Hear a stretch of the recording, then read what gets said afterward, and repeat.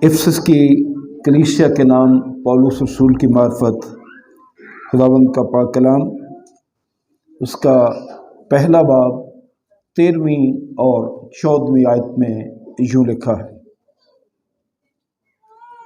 और उसी में तुम पर भी जब तुमने कलाम हक को सुना जो तुम्हारी नजात की खुशखबरी है, और उस पर ईमान लाए, पाक मऊदा रूह की मोहर लगी। वही खुदा की मिल्कियत की मुखलसी के लिए हमारी मीरास का बयाना है, ताकि उसके जलाल की सिताइश हो। खुदावंद की बरकत उसके पाक कलाम के पढ़े और सुने जाने पर हो, आमीन। आइए एक दफ़ा फिर अपने सरों को खुदावंद के हुजूर झुकाएं और दुआ मांगें।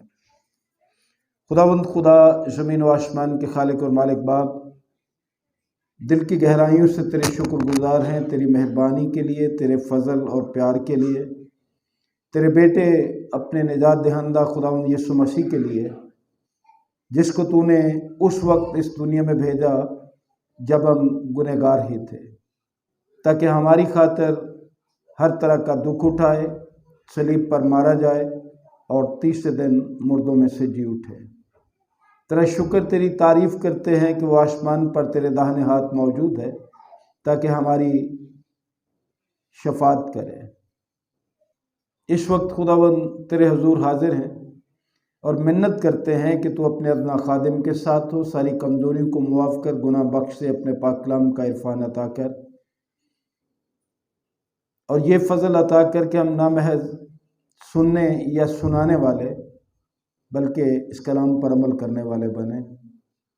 अपना करम कर खुदावंद के तेरे अदना खादिम का इल्म अकल जो नाकिस हैं ये दूर हों, और तेरे पाक रूह की रहनुमाई मिले। तेरे डर और खौफ में तेरा कलाम तेरे लोगों तक पहुँचे और ये फलदार साबित हो। यीशु मसीह के प्यारे और जलाली नाम से मांगते हैं, अब आज जो 13वीं आयत मैंने इफिसियों के ख़त के पहले बाब की पढ़ी, उसमें आखिरी हिस्सा ये है कि मसीह यीशु में हम पर आखिरी हिस्से में लिखे पाक मऊदा रूह की मोहर लगी। अजीज़ो, सबसे पहले तो हमें ये समझने की ज़रूरत है कि मोहर के मानी क्या है। कलाम मुक़द्दस में मोहरों का जिक्र है, मुकाशफा की किताब में मोहरों का जिक्र है, फिर आम ज़िंदगी में हम देखते हैं कि जो दस्तावेज़ात होती हैं उन पे मोहर लगी होती है, और बहुत सी चीज़ों पे मोहर लगी होती है। तो मोहर के जो मानी हैं वो हैं ज़ाहरी निशान। अगर हम मोहर के मानी देखें तो उसका मतलब है ज़ाहरी निशान। कलाम मुक़द्दस ये बताता है, मत्ती रसूल की मार्फत खुदावंद की इंजील अगर हम पढ़ें, उसके 27वें बाब की 65वीं और 66वीं आयत, तो जब खुदावंद यीशु मसीह को मशलूब करने के बाद दफन किया गया, तो जिस कब्र में उसको रखा गया, इस डर से कि कोई उसे चुरा कर न ले जाए, उस कब्र पर मोहर कर दी गई। और ये मोहर एक बादशाह का निशान था। और फिर आम जिंदगी में आप देखते हैं कि रुपए पैसे पर भी मोहर की जाती है, लिखा होता है ऊपर, मोहर का निशान लिखा होता है या मोहर बताई गई होती है। और जिस रुपए पैसे पर मोहर नहीं होती, वो गलियों में बच्चे लिए फिरते हैं, जो जाली करेंसी होती है या जाली रुपया पैसा होता है और उसे जाली ख्याल किया जाता है जिस करेंसी पर, जिस रुपए पैसे पर मुहर ना हो। ना सिर्फ वो जाली होता है बल्कि उसकी कोई कीमत भी नहीं होती, कोई कदर कीमत नहीं होती। आप वो 5,000 का नोट, 1,000 का नोट लेके फिरते रहें, कोई देगा आपको चीज? कोई, वो उसकी एक पैसे की वैल्यू नहीं होती।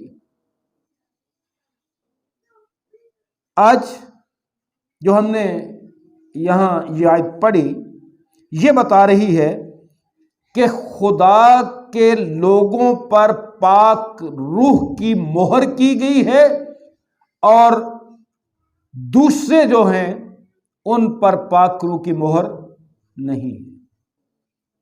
खुदा के लोगों पर पाक रूह की मोहर है और जो खुदा के नहीं हैं उन पर पाक रूह की मोहर नहीं है।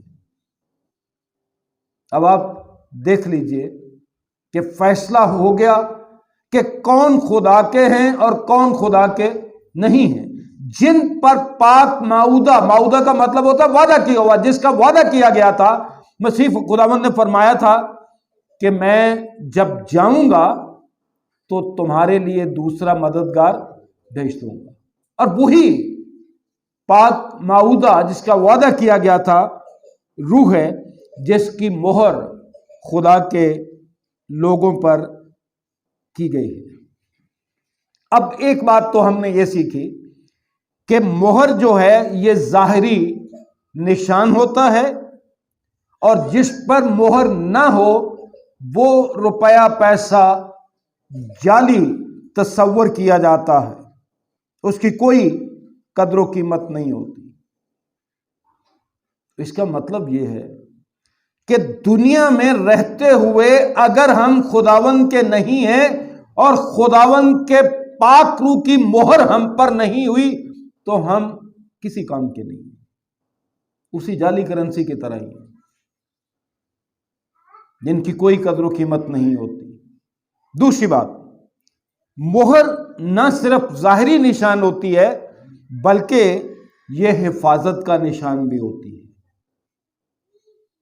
मोहर जो है ये हिफाजत का निशान होती है। मैंने मसीह खुदावंद के कब्र की मिसाल दी। वो मोहर क्यों की गई थी? हिफाजत के लिए, ताकि कोई उसे चुराकर ना ले जाए। और रूहानी तौर से खुदा बाप हम पर इसीलिए मोहर करता है ताकि हमारी हिफाजत हो, इब्लीस से, इब्लीस के कारिंदों से, इब्लीस की कुव्वतों से हमारी हिफाजत हो। निकालिए जरा बाइबल मुकद्दस की आखिरी किताब मुकाशवा की किताब, उसका 7वां बाब और उसकी 3री आयत में खुदावंद का पाक कलाम हमें यह बताता है, बल्कि मैं पहली आयत से पढ़ रहा हूं। इसके बाद मैंने जमीन के चारों कोनों पर 4 फरिश्ते खड़े देखे। वो जमीन की चारों हवाओं को थामे हुए थे ताकि जमीन या समुंदर या किसी दरख्त पर हवा न चले।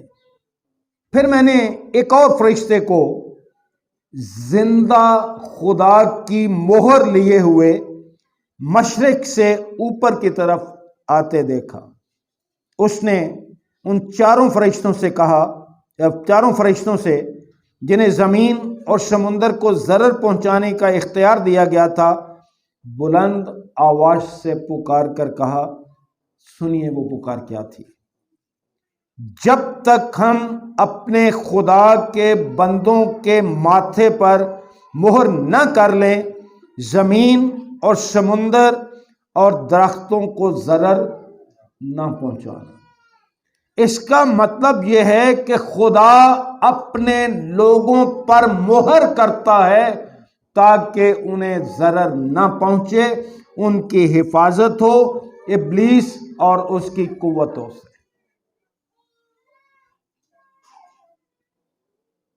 फिर हम ये भी जानते हैं और देखते हैं कि मोहर जो है ये मुल्क की निशानदही होती है। یا مہر کا نشان جو ہے یہ ملک کی نشاندہی کرتا ہے۔ عزیز بہن بھائیو، اسی طرح پاک روح کی مہر سے یہ معلوم ہوتا ہے یا یہ پتہ چلتا ہے کہ ہم اس دنیا کے نہیں ہیں، یہ ہمارا ملک نہیں ہے۔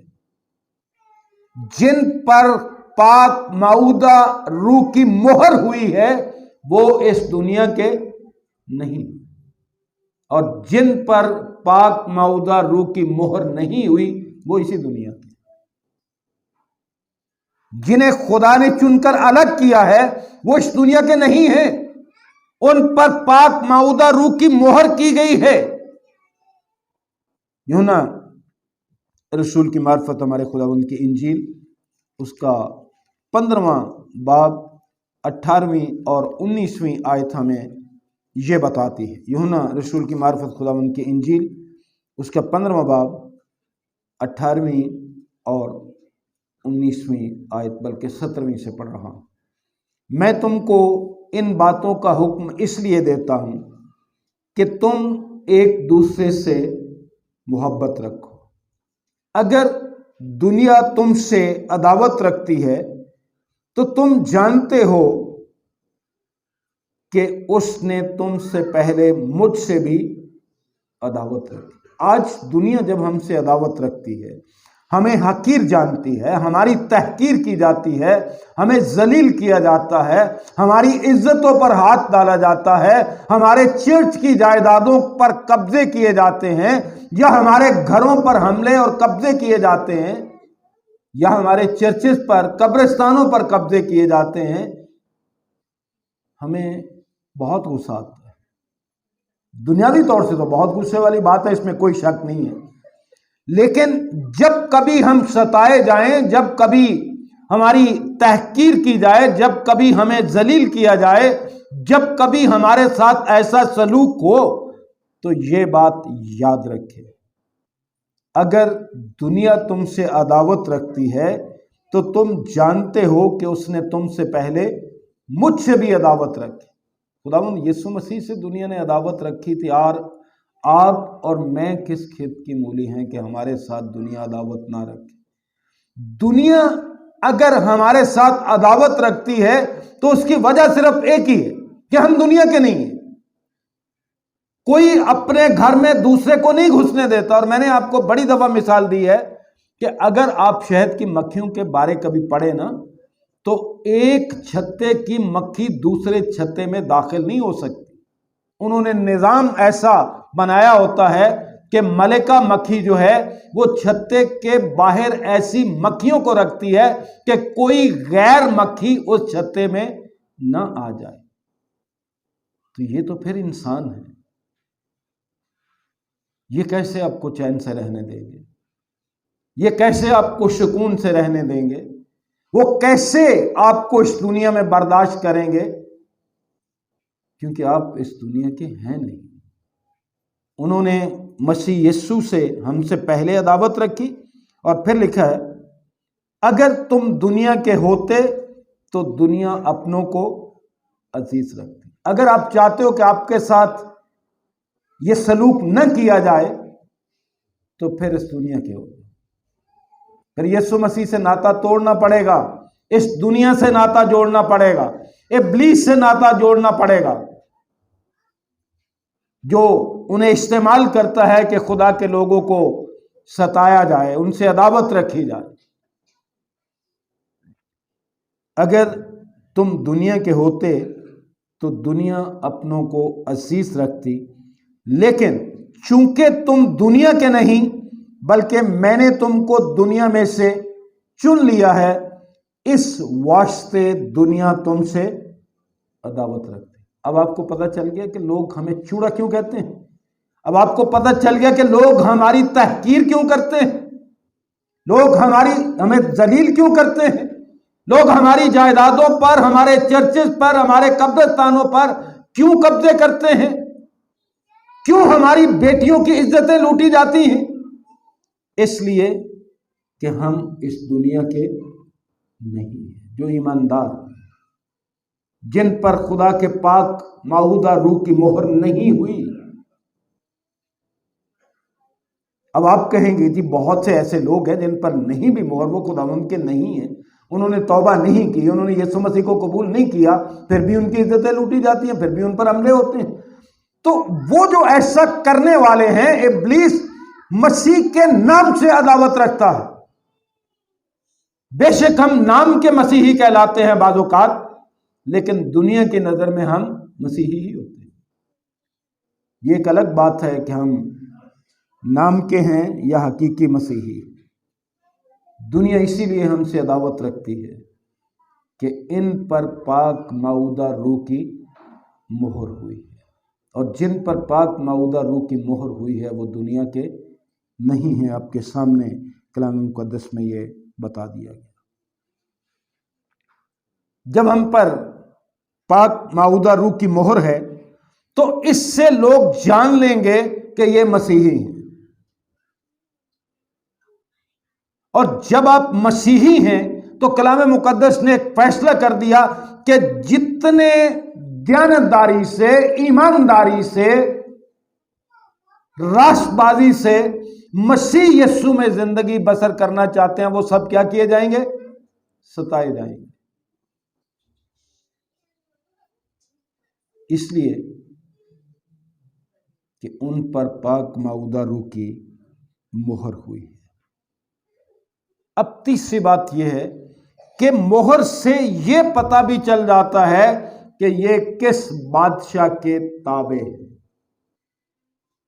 جس بادشاہ کی مہر ہوتی ہے کوئی اسی کے تابع ہوتا ہے۔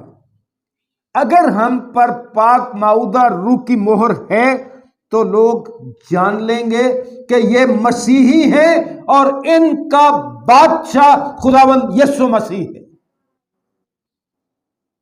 چونکہ مہر ثابت کرتی ہے کہ ان کا تعلق کس بادشاہ سے ہے اور یہ کس بادشاہ کے تابع ہے۔ چوتھی بات،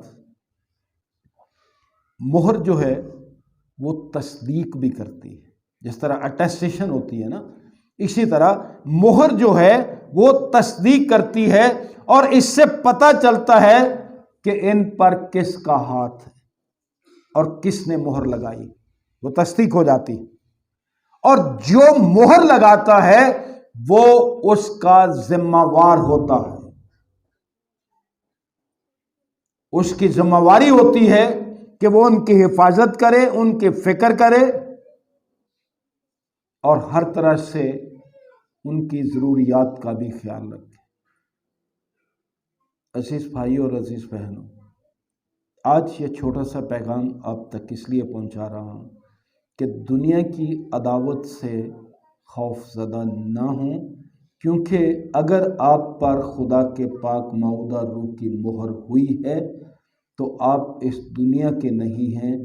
دنیا آپ کو کبھی سکون سے نہیں رہنے دے گی، اور یہ اس بات کا بھی ثبوت ہوگا کہ ہمارا بادشاہ خداوند یسوع مسیح ہے، ہم اس کی خاص ملکیت ہیں، ہم اس کی امت ہیں، ہم اس کے لوگ ہیں، اس کے خون سے خریدے گئے ہیں۔ اگر پاک معہودہ روح کی مہر ہم پر ہے تو پھر خدا ہمارا ذمہ وار ہے، ہماری حفاظت کی ذمہ واری بھی اسی کی ہے۔ آج میرے لیے اور آپ کے لیے یہ سوچنے کا موقع ہے اور سنجیدگی سے سوچنے کا موقع ہے، کیونکہ جو حالات ہیں اس وقت دنیا کے اچھے حالات نہیں ہیں۔ کلام مقدس کہتا ہے کہ ابلیس زور شور سے کام کر رہا ہے، شیر ببر کی مانند دھاڑتا پھرتا ہے کہ کسی کو پھاڑ کھائے۔ وہ تو اسی گھات میں ہے، وہ تو چاہتا ہے دن رات کہ خاندان برباد کر دے، کلیسیاں برباد کر دے، ایمانداروں کو ان کی راہ سے ہٹا دے۔ آج اپنے خاندان کی فکر کیجیے اور جانیے کہ کیا آپ پر اور آپ کے خاندان پر پاک معہودہ روح کی مہر ہے؟ بڑے افسوس کے ساتھ یہ کہنا پڑتا ہے کہ ہم اپنی مشنوں کی مہر کی فکر کرتے ہیں، تو گزارش یہ ہے کہ مشنوں کی مہریں نہ لگاؤ، پاک روح کی مہر کی فکر کرو۔ مشنوں کی مہر آپ کو خدا کی ملکیت ثابت نہیں کرتی، مشنوں کی مہر آپ کو یہ ثابت نہیں کرتی کہ آپ کا بادشاہ خداوند یسوع مسیح ہے۔ اس لیے عزیزو، پاک روح کی مہر کی فکر کرو، نہ کہ مشنوں کی مہر، کیونکہ ہم تو مشنوں کے بندھن میں جکڑ میں ایسے پھنسے ہوئے ہیں۔ فلاں مشن میں جائیں گے تو پاکرو مل جائے گا، فلاں بپتسمہ لے لیں گے تو پاکرو مل جائے گا۔ نہ کرو ایسے، خدا کے کلام کے تابع ہو جو کچھ خداوند کا کلام کہہ رہا ہے اس کے تابع ہو جاؤ۔ کاش ہم سبوں پر، ہمارے خاندانوں، عزیز اور بچوں پر خدا کے پاک معودہ روح کی مہر ہو، تاکہ دنیا جان لے کہ یہ خداوند کے ہیں، ان کا بادشاہ خدا ہے، خداوند یسوع مسیح ہے، اور ان کی حفاظت کا ذمہ دار بھی خدا ہے، یہ اس کی ملکیت ہے۔ اسی سے ثابت ہو جب ہم پر پاک معودہ روح کی مہر ہو۔ خداوند ہم سب کو برکت بخشے اور یہ توفیق عطا کرے کہ ہم سبوں پر، ہمارے خاندانوں، عزیزوں اور بچوں پر پاک معودہ روح کی مہر ہو۔ دعا مانگیں۔ خداوند یسوع مسیح میں ہمارے رحیم باپ، ہم تیرے شکر گزار ہیں تیرے پاک کلام کے لیے، جس نے ہمیں دلیری دی کہ جن پر تیرے پاک معودہ روح کی مہر ہوئی ہے وہ تیرے ہیں، یسوع مسیح کے خون خریدے ہیں، یسوع مسیح ان کا بادشاہ ہے، تو ہی ان کی حفاظت کرتا ہے، وہ تیری ملکیت ہیں، تیرے لوگ ہیں۔ دنیا ان کے ساتھ خواہ کچھ بھی سلوک کرے، تو ان کا محافظ ہے۔ بخش خداوند کہ ہم اور ہمارے خاندانوں پر تیرے پاک معودہ روح کی مہر ہو، اور یہ فضل عطا کر کے آج سوچیں، جانچیں، اپنے آپ کو آزما لیں، پرکھ لیں، کیا ہم پر، ہمارے خاندان پر پاک معودہ روح کی مہر ہوئی ہے؟ یہ فضل عطا کر کہ خداوند کچھ بھی حالات ہوں، دنیا ہمارے ساتھ کچھ بھی سلوک کرے، جان دینے تک تیرے وفادار رہا۔ بخش خداوند کہ ہماری جان تو چلی جائے لیکن کبھی تیرے بیٹے کا انکار ہماری زبان پر نہ آئے۔ عبادت کے بقیہ حصے میں ہماری مدد فرما، اور اس کلام پر پختہ ایمان رکھنے کا فضل بخش دے، عمل کرنے کی توفیق عطا کر، یسوع مسیح کے نام سے۔